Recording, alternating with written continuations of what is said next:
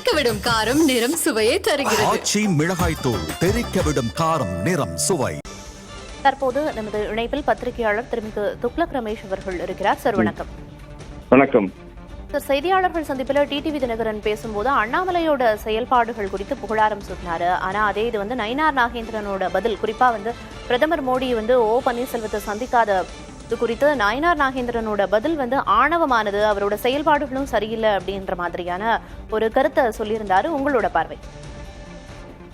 நான் இரண்டு தலைவர்களுடைய செயல்படும் பாணி வெவ்வேறு வகையானது என்பதை முதலில் புரிந்து கொள்ள வேண்டும் என்று விரும்புகிறேன்.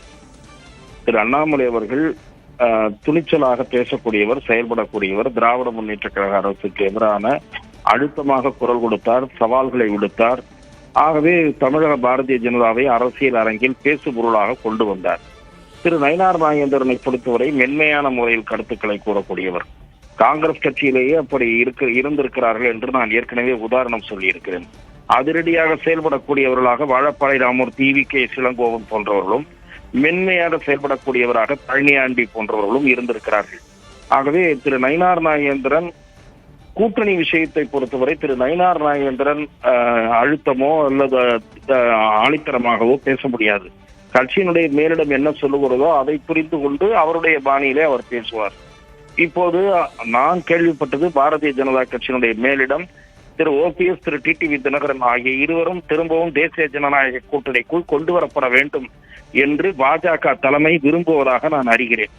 அந்த கோணத்தில் தான் திரு நயினார் நாகேந்திரன் இனி கருத்துக்களை தெரிவிப்பார்.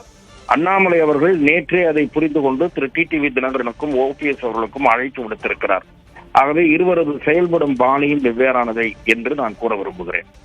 நீங்க குறிப்பிட்டீங்க பாஜக தலைமை இருவரையும் கூட்டணியில இணைச்சுக்கதான் விரும்புது அப்படின்னு. அதே போல டிடிவி தினகரன் குறிப்பிட்டாரு, தங்களுக்கு இருக்கக்கூடிய இடர்பாடுகளை களையும் பட்சத்தில் அப்படிங்கிற ஒரு நிபந்தனையையும் விதிச்சிருக்காரு. அவர்கள் மரியாதையோடு நடத்தப்படவில்லை, அதாவது உரிய கௌரவம் அளிக்கப்படவில்லை என்று கருதுகிறார்கள். அவ்வாறு எதிர்பார்ப்பதில் தவறில்லை என்பதுதான் என்னுடைய பார்வை. ஏனென்று சொன்னால், தேசிய ஜனநாயக கூட்டணியின் வேட்பாளர்களாக களத்தில் 2024 தேர்தலில் நின்றவர்கள் தான் திரு ஓ பன்னீர்செல்வம், திரு டிடிவி தினகரனும். அப்போது பாரதிய ஜனதாவை தூற்றிக் கொண்டிருந்தவர் எடப்பாடி பழனிசாமி.